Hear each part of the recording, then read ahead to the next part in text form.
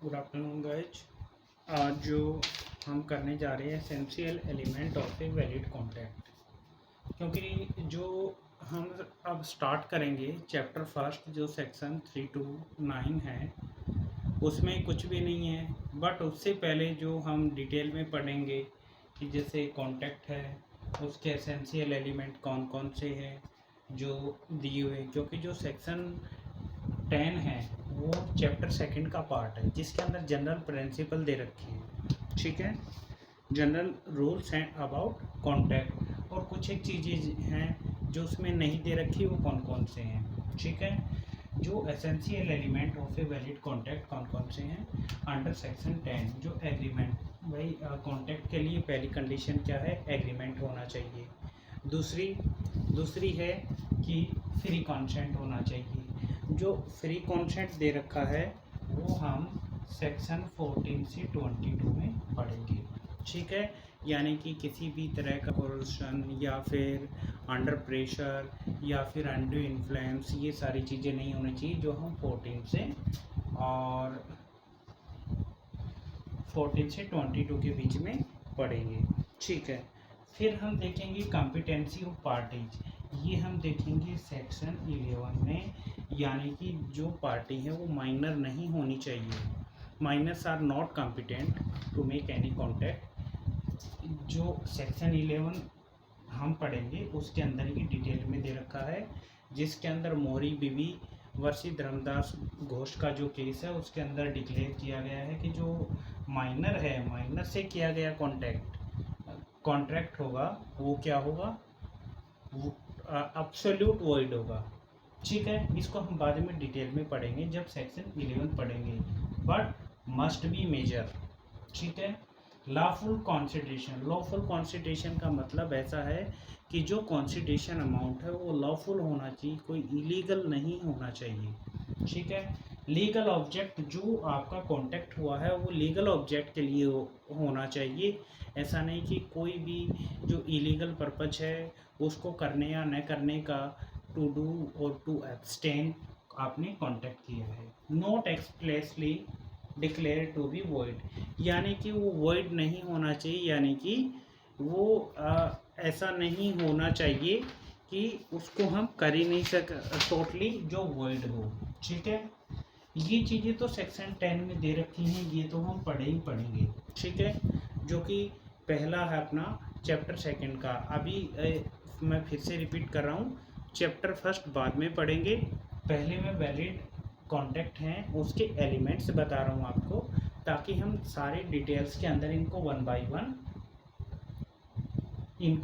One explain कर सके। अब देखो, जो सेक्शन 10 में कुछ एक चीज़ें नहीं दे रखी बट वो कॉन्टैक्ट के लिए ज़रूरी हैं, कौन कौन सी हैं, एटलीस्ट 2 पार्टीज, भाई 2 पार्टी तो चाहिए हमें, पार्टीज के बगैर अपना कॉन्ट्रैक्ट कैसे होगा। Intention to create legal relationship, जो हम रिलेशनशिप होगा पार्टी के बीच में वो लीगल पर्पज के लिए होना चाहिए। ठीक है, यानी कि एक ऑब्लिगेशन होनी चाहिए, लॉफुल ऑब्लिगेशन क्रिएट करेगा, लीगल फॉर्मेलिटीज होनी चाहिए। लीगल फॉर्मेलिटीज होगी तभी तो हम उसको कोर्ट से शूट फाइल करके कोर्ट से रेमेडीज ले सकते हैं। सर्टेन मीनिंग होना चाहिए। सर्टेन मीनिंग मीन्स जैसे फॉर एग्जांपल 2 हॉर्सेस का एग्जांपल ले लेते हैं, ब्लैक और वाइट हॉर्स, दोनों का उसने नाम दे दिया, वांट टू सेल। ठीक है, बट उसने ये नहीं बताया कि जो ब्लैक वाला है वो सेल करना है या वाइट वाला। सर्टेनिटी होनी चाहिए, निश्चित होना चाहिए। ठीक है, डेफिनेट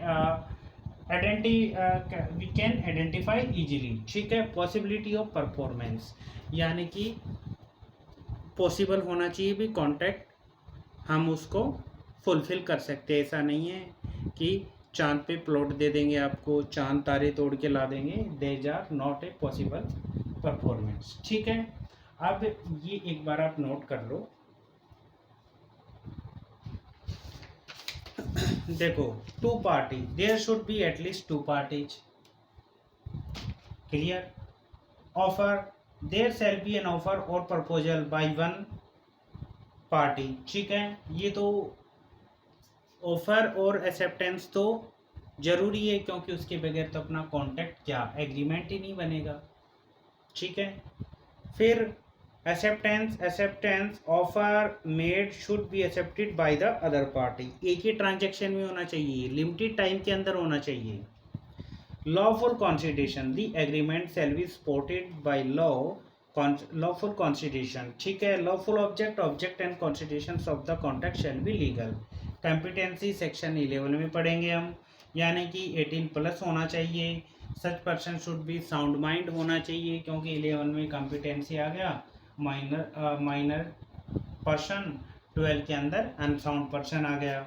ठीक है। Such person should not be disqualified by law, यानी कि लॉ की नज़र में वो ऐसा नहीं होना चाहिए कि वो कॉन्टेक्ट कर ही नहीं सकता। ठीक है। फ्री कंसेंट, जो पार्टी है उनके अंदर कॉन्सेप्ट फ्री होनी चाहिए, किसी भी तरह का अंडर इन्फ्लुएंस नहीं होना चाहिए, फ्रूडेंटली कांटेक्ट नहीं होना चाहिए। जो अंडर इन्फ्लुएंस सेक्शन आगे पढ़ेंगे हम, जो मैंने डाला है फ्री कॉन्सेप्ट के लिए 14 to 22। ठीक है। इनको हम बाद में डिटेल में पढ़ेंगे, जैसे कोर्जन, अंडर इन्फ्लुएंस, फ्रॉड और आपका मिस रिप्रेजेंटेशन और मिस्टेक्स। ठीक है। अब अपना कौन सा था, intention to create legal relationship. The intention of party to a contract must be to create legal relationship between them. ठीक है। क्या कह रहा है कि husband promise his wife to buy her a necklace on occasion of her birthday is not a contract. क्यों भाई, उसने वाइफ को प्रोमिस किया है कि वो बर्थडे पर उसको नेकलेस देगा। ये एक सोशल एग्रीमेंट है, पर्टिकुलर ट्रांजैक्शन है, तो पर्टिकुलर ट्रांजैक्शन कॉन्ट्रैक्ट के अंदर कंसीडर नहीं होगा। कॉन्ट्रैक्ट के अंदर बिजनेस ट्रांजैक्शन कंसीडर होते हैं। ठीक है। पॉसिबिलिटी ऑफ परफॉर्मेंस, जैसे मैंने आपको पहले ही बताया था कि जो एग्रीमेंट है वो लॉफुल होना चाहिए, और वो जैसे किसी ने बोल दिया कि मैं पॉसिबिलिटी ऑफ परफॉर्मेंस की मैं जादू से बारिश करवा दूंगा, इज इट पॉसिबल? नहीं। ठीक है। अब लीगल फॉर्मेलिटीज, यानी कि जैसे कुछ एक चीज़ें हैं, जैसे 100 रुपये से ज़्यादा वैल्यू हो जो वो अपना SRA अप्लाई होता है, वहाँ पर रजिस्ट्रेशन कराना ज़रूरी है, वो होना ज़रूरी है। कई चीज़ें ऐसी होती हैं जो रिटर्न में होना चाहिए, तो रिटर्न में होना चाहिए, ये ज़रूरी है फॉलो करना। ठीक है। उसके बाद आपका, हाँ, ऑफ़र के बारे में थोड़ा सा डिटेल में और पढ़ लेते हैं। ठीक है। डेस्टर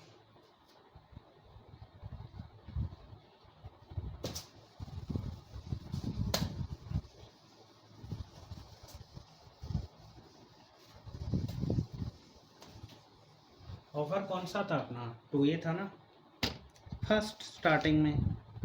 थोड़ा सा डिटेल में पढ़ लेते हैं। ऑफ़र डायरेक्ट की लैंग्वेज में पराफोजा। ठीक है। सेक्शन 2A में दे रखा। ठीक है। मैं आपको बेरेक्ट की लैंग्वेज ही पढ़ देता हूँ। When one person signify to another he is willing to do और टू एब्सटेन, यानी कि कुछ करने के लिए या कुछ ना करने के लिए कोई आपको ऑफर दे रहा है, आपसे कुछ कह रहा है। ठीक है। अब इसके टाइप कौन कौन से होते हैं? पहला आ गया जनरल ऑफर।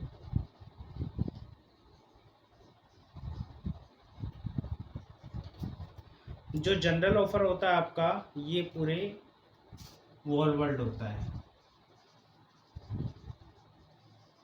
ठीक है।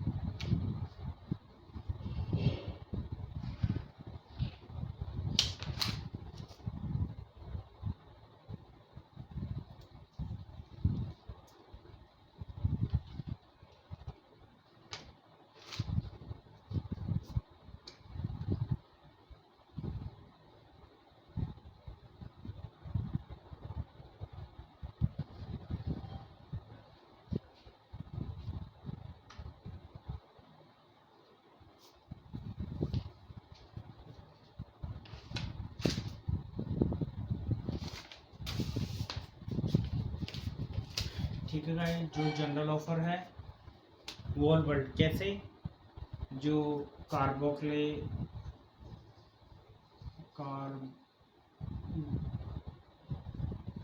कार्बोक्लिक स्मोक बॉल कंपनी वाला केस था, इसको मैं दोबारा भी करवाऊंगा।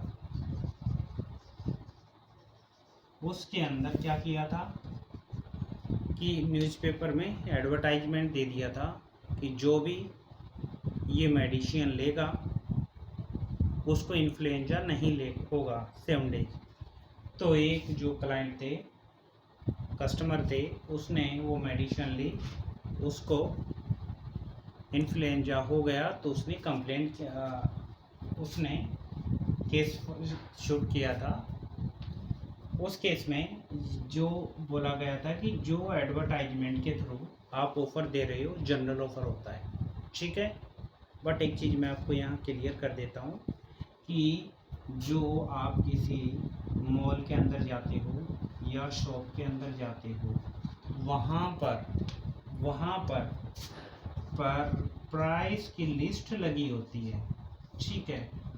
यानी कि जो प्राइस लिखा होता है वो आपको ऑफ़र नहीं है, वो इन्विटेशन टू ऑफ़र है।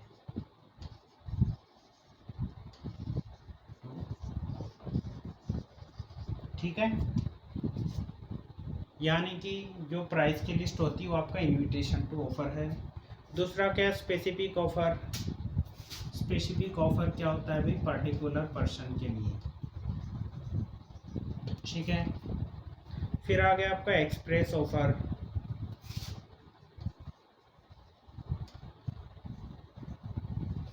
एक्सप्रेस ऑफर में क्या होता है कि offer which is made by words either oral और इन राइटिंग, यानी कि आप कोई नोटिस देकर मेल के थ्रू या बाय स्पीक करवाते, ठीक है। Implied offer.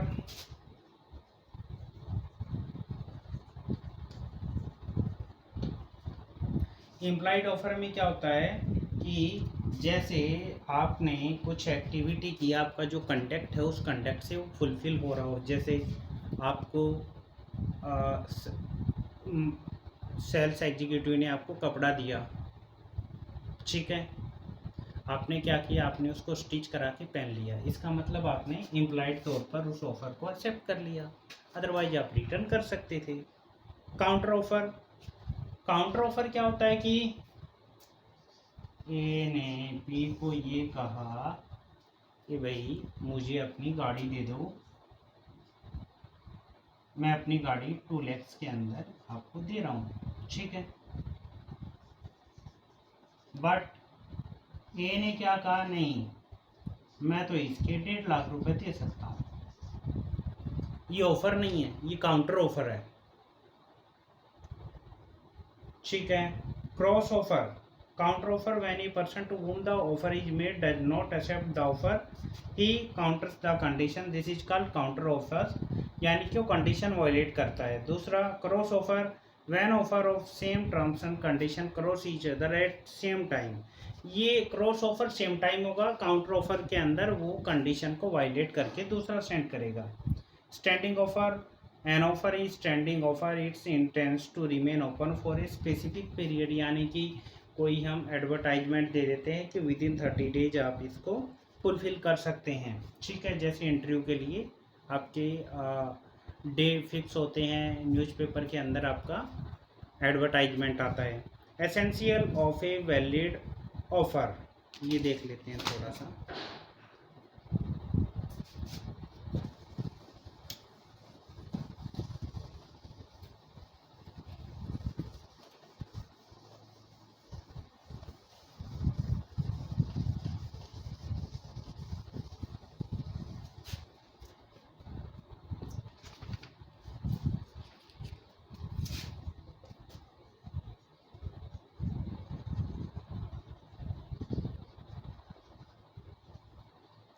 ये मोस्टली कॉमन सी चीज़ें हैं, बट मेन पॉइंट्स ऑफ जैसे मेन एग्जाम में हमें लिखना पड़ जाता है, इसलिए हमें थोड़ा सा लिखने का पैटर्न पे ध्यान देना है। ऑफर में भी एक्सप्रेस और इम्प्लाइड, ठीक है।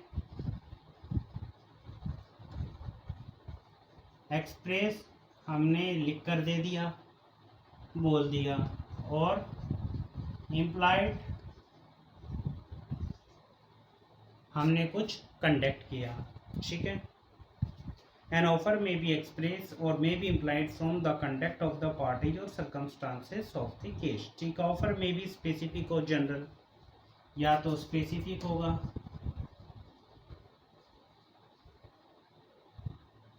और या फिर जनरल होगा। कॉमन सी चीज़ें हैं, ये आप कर लोगे। फिर offer must create legal relation, जो हमने पहले पढ़ा था वही चीज़ें लिख रहा हूँ। Offer must create legal obligation. अरे भाई, जब तक लीगल ऑब्लिगेशन नहीं होगा तो क्या हमें कोर्ट रेमेडीज देगा? कोर्ट से हमें रेमेडीज नहीं मिलेंगी, हम कोर्ट नहीं जा सकते। That's why offer must create legal obligation, ठीक है।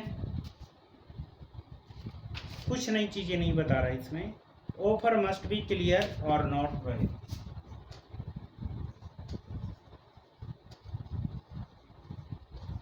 मस्ट बी क्लियर यानी कि क्लियर होना चाहिए, नॉट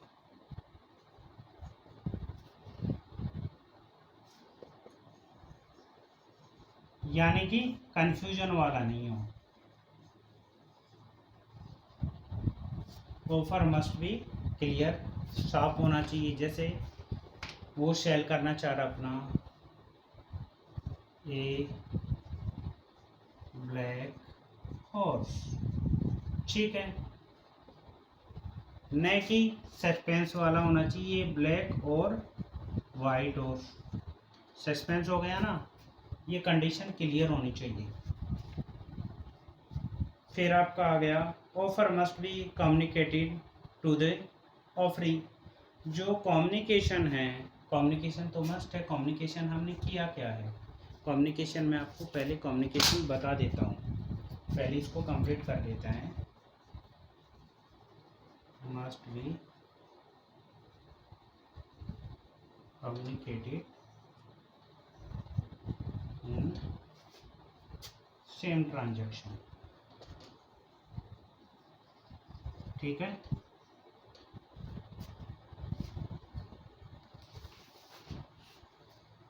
और आपका हो गया ए mere statement of intention is not an, ठीक है।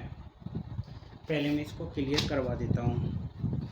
देखो, एसेंशियल ऑफ वैलिड ऑफर क्या क्या होगा? मे बी एक्सप्रेस और इम्प्लाइड, स्पेसिफिक भी हो सकता है, जनरल भी हो सकता है। लीगल ऑब्लिगेशन होनी चाहिए, क्लियर होना चाहिए, कन्फ्यूजन वाला नहीं होना चाहिए, मस्ट बी कम्युनिकेटेड होना चाहिए, ठीक है। इतना क्लियर हो गया। मैंने काफ़ी केसला छोड़ दिए हैं, इकट्ठे करवाऊँगा आपको। एक बार चेक कर लेता हूँ केस कौन कौन से करवाने हैं। अच्छा जी, जॉनसन वर्सेस बटलर,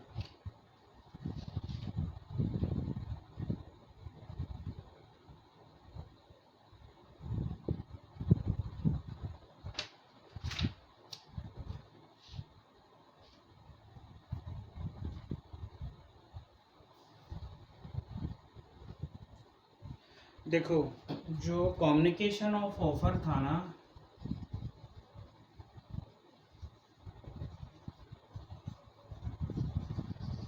उसके अंदर केस है लालचंद शुक्ला का वर्सेस गौरी दत्ता। नोट कर लीजिए प्लीज, इम्पोर्टेंट है, पूछा जाता है, कम्युनिकेशन ऑफ ऑफर से रिलेटेड है। एक आपका आता है जनरल ऑफर। जनरल ऑफर का मैंने आपको बताया था,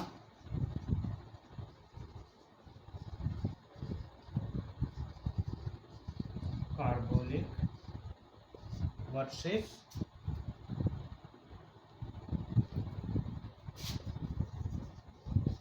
कार्बोलिक स्मॉल बॉल कंपनी।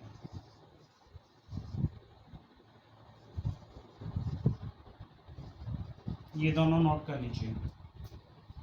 ये आपका communication to offer complete communication से रिलेटेड है। जनरल ऑफर जो मेड किया गया था पूछा जाता है। और एक आपका प्राइस वाला है इनविटेशन वाला, उसके रिगार्डिंग था आपका फार्मेटिकल्स सोसाइटी ऑफ ग्रेट ब्रिटेन। उस हम कर रहे हैं invitation to offer.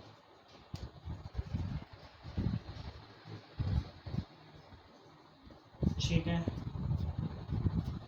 Invitation to offer यानी कि जो प्राइस लिस्ट मैंने आपको बताई थी कि जो प्रोडक्ट के ऊपर टैग लगा देते हैं कि आपको इतने डिस्काउंट के साथ दे रही, वो हमको इनवाइट कर रहे हैं कि हम उनको ऑफ़र करें कि हम उसमें ले सकते हैं या नहीं ले सकते, कम या ज़्यादा। वो उसकी तरफ से एक्सेप्टेंस डायरेक्ट ऑफ़र नहीं होगा, वो हमें इनवाइट कर रहा ऑफ़र करने के लिए। ठीक है, वो हम उसको ऑफ़र करेंगे, वो एक्सेप्ट करेगा, तब जाकर कम्युनिकेशन कंप्लीट होगा। इसका जो केस है वो लिख लो, फार्मेटिक्यूल सोसाइटी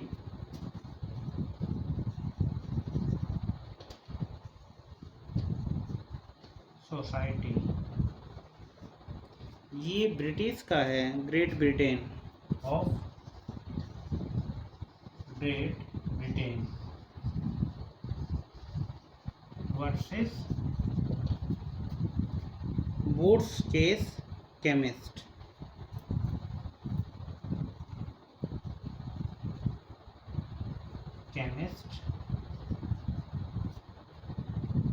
सॉदर्न लिमिटेड।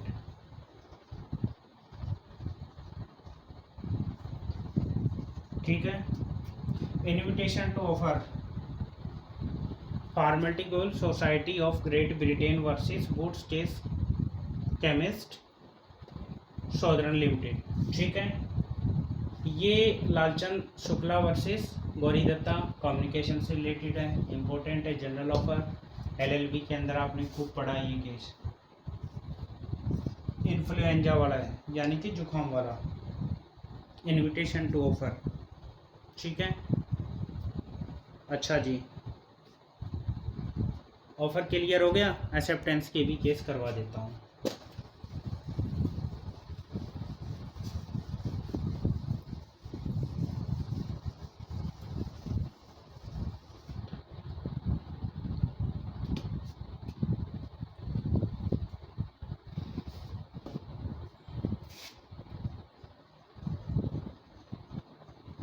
एक्सेप्टेंस पढ़ा था हमने 2B के अंदर,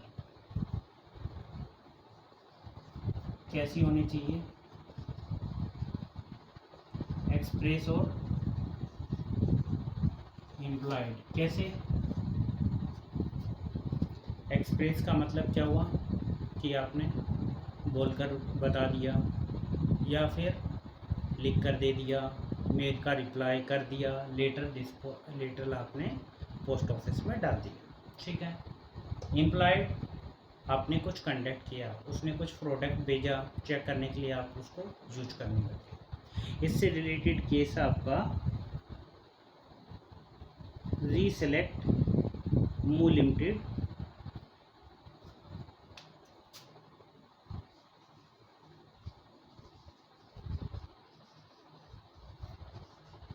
का केस। ठीक है, ये है 1993 का साइलेंस कुड बी एक्सेप्टेंस।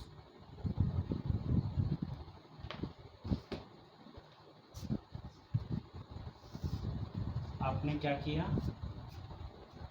कि आपको ऑफर दिया, आपने रिप्लाई किया, तो इसके अंदर ये डिक्लेयर किया गया था कि साइलेंस कुड बी एक्सेप्टेंस। ठीक है, और when communication not necessary carboxylic versus carboxylic वाला आपको मैं बता चुका हूँ। कम्युनिकेशन बाय एक्सेप्टर हिमसेल्फ, देखो जो कम्युनिकेशन कंप्लीट हुआ वो एक्सेप्टर का खुद का होना चाहिए।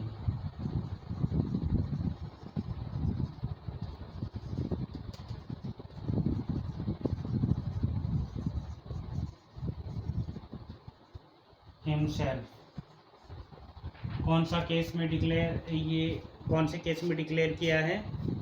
पॉल वर्सेस ली।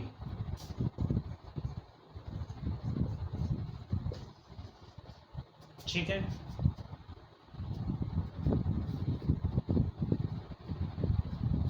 ये वाला केस इंपॉर्टेंट है, नोट कर लो।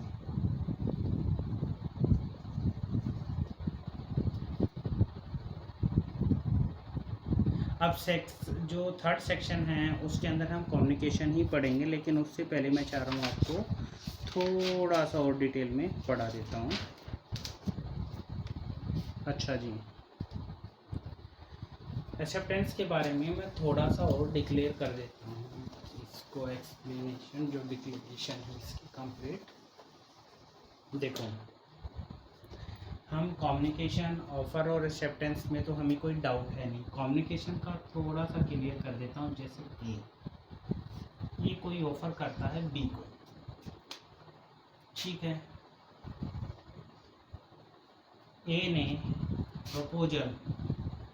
प्रपोजल ऑफ़र एक ही चीज़ है, सेम वर्ड है, डायरेक्ट में प्रपोजल यूज किया हुआ है, ठीक है। अब देखो, मैं कम्युनिकेशन आपको बता देता हूँ जो सेक्शन 3 में दे रखा है, हालांकि हम डिटेल में पढ़ेंगे इसको, ठीक है। जो ए ने प्रपोजल दिया बी को, अब ए ने ऑफ़र दे दिया। अब पहले ये देखते हैं कि भाई मैंने अपनी गाड़ी 2 लाख के अंदर बी को बेचनी थी, सेल आउट करनी थी, लेकिन मेरे को उसका ख़रीदार 3 लाख का मिल गया। अब मैं कैसे, ए ने डाला है लेटर, किसमें? पोस्ट ऑफिस में, ठीक है। अब ये लेटर बी को डिलीवर होने से पहले ए ने डायरेक्ट कॉल कर दिया फ़ोन पर, कॉल मोबाइल, ठीक है, कि भाई मैं ये ऑफ़र वापस ले रहा हूँ, तो वो रिवोक हो जाएगा, यानी कि कैंसिल हो जाएगा। लेकिन लेटर इसके पास पहुंचने के बाद, इसकी नॉलेज में आने के बाद में फिर आप इसको रिवोक नहीं कर सकते। सेम केस बी का रहेगा। बी ने अपनी एक्सेप्टेंस ए को दे दी, ठीक है। अब बी ने क्या किया? बी ने पोस्ट से डाल दिया। पोस्ट का मतलब, मैं आपको पोस्ट का एग्जांपल इसलिए ले रहा हूँ क्योंकि पोस्ट में आपको 2-3 दिन का डिले मिलता है।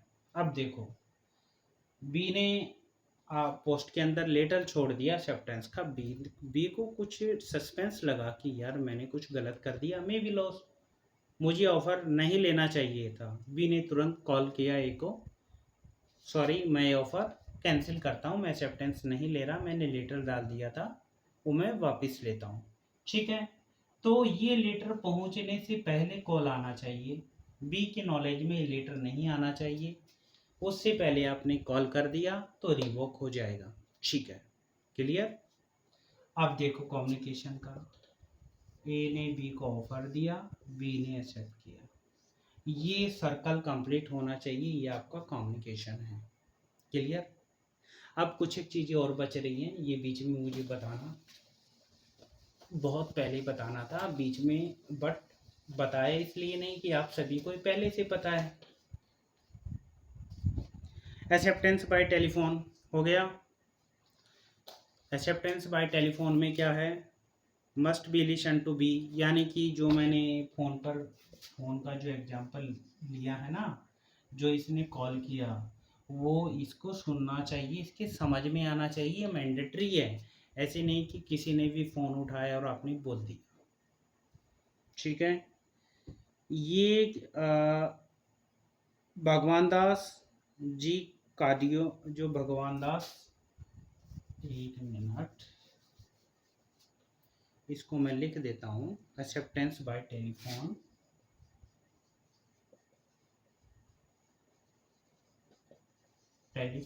इसकी गाइडलाइन किस केस में दी गई थी?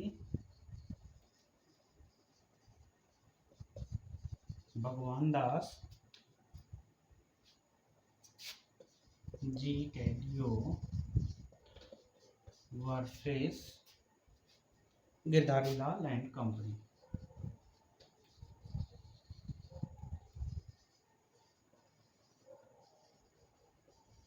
यूनिक केस है, पूछ लेते हैं, प्री पॉइंट ऑफ व्यू से इम्पोर्टेंट है।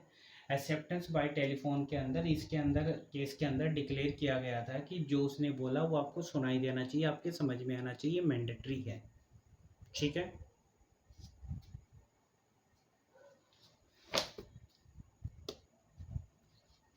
अब हमने कॉन्सिडरेशन पढ़ा था, कॉन्सिडरेशन भी एक बार करवा देता हूँ।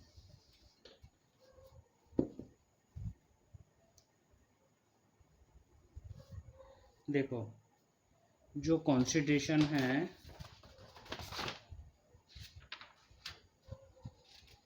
एक्सेप्टेंस हो गया अपना,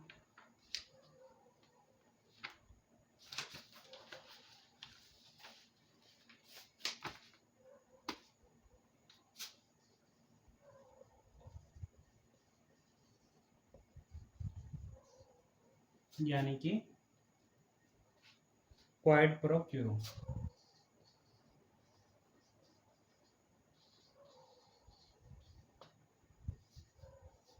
लेटिन वर्ड है।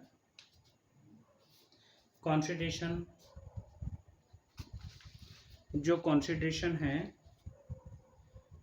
when at the desire of the promisor, the promisee or any other person had done or abstained from doing, or done abstains from doing, or promised to do or to abstain from doing, कुछ करने के लिए कुछ ना करने के लिए बोलता है, उसके अमाउंट में कुछ आपको देने का वचन करता है, जिसे कॉन्स्टिट्यूशन बोलते हैं। Constitution meaning something in return, और it may be an act और एब्सटेन, समथिंग इन रिटर्न बोल सकते हैं आप।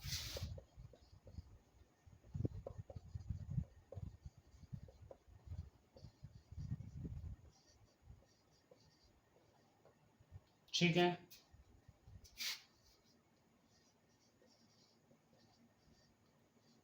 कुछ आपको वापस मिल रहा है टास्क के बदले। अब देखो, न्यूडम पेक्टम,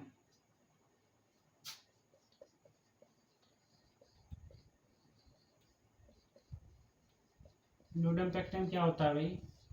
विदाउट कॉन्सिडरेशन। क्यों? लव अफेक्शन में आपको कुछ दिया गया है तो क्या आ जाएगा? न्यूडम पेक्टम।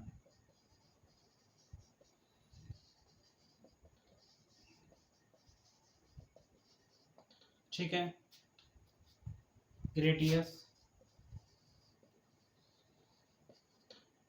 ये हो गया आपका विद कॉन्सिडरेशन।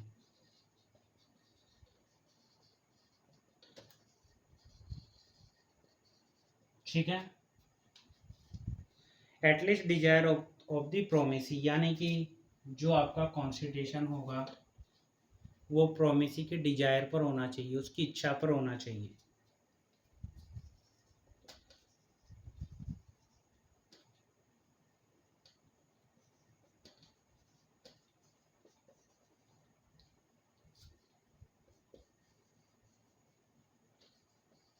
ठीक है, जो कॉन्सिडरेशन है आपका at the desire, desire word compulsory है, डिजायर ऑफ द प्रोमिसर होना चाहिए। ये जो डिक्लेयर किया गया था, ये डिजायर वर्ड डिक्लेयर किया गया था आपका केदारनाथ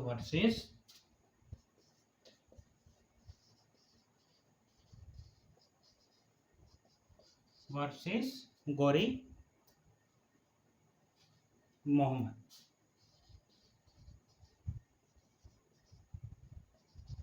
ठीक है, एक केस और था आपका दूरा स्वामी अय्यर वर्सेस अरुणाचला अय्यर। दूरा स्वामी अय्यर वर्सेस अरुणाचला अय्यर। ठीक है,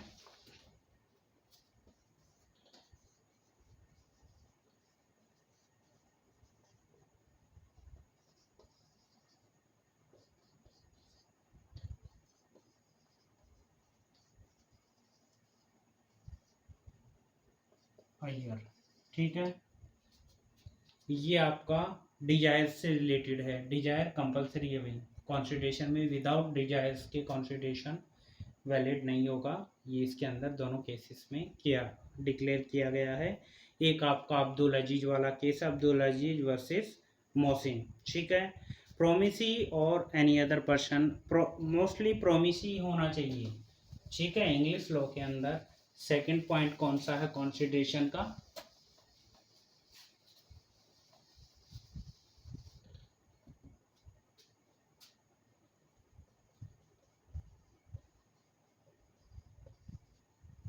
जो आपका कॉन्स्टिट्यूशन होगा वो प्रोमिसी हो या एनी अदर पर्सन, ठीक है। जो कॉन्स्टिट्यूशन होगा वो मोस्टली तो प्रोमिसी को ही होना चाहिए, लेकिन अगर कोई बेनिफिशरी है किसी के बेनिफिट के लिए है, कुछ हम एक्सेप्शन पढ़ेंगे आगे उसके अंदर, तो उसके अंदर अदर पर्सन को भी हो सकता है। इसके अंदर वेंकट चिन्मया रामे वर्सेस वेंकट रामया गोरी का केस है।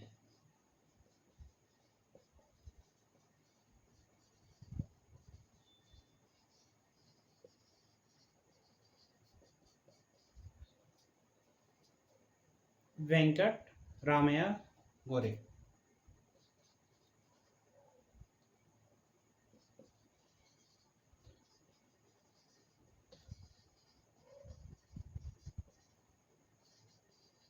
ठीक है। जो कॉन्सिडरेशन होगा वो प्रोमिसी को होगा, अदर पर्सन को उसके बेनिफिट जो बेनिफिशियल है जैसे माइनर के केस में किया गया उनके लिए हो सकता है। फिर आपका हो गया हैज डन और अब्सटेन फ्रॉम डूइंग, डू और टू डू,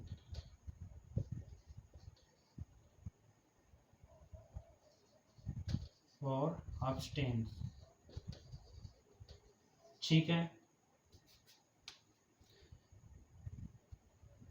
ये लेकिन हमने प्रोमिसी है इसके अंदर मोस्टली आपके जिससे आपने प्रोमिस किया है यानी कि टू पार्टी होनी चाहिए, लेकिन कुछ के एक्सेप्शन भी आते हैं इसके अंदर, जैसे आपका लव अफेक्शन हो गया, आपका पास्ट कॉन्सिडरेशन हो गया, या टाइम बार डेप्ट हो गया, ठीक है।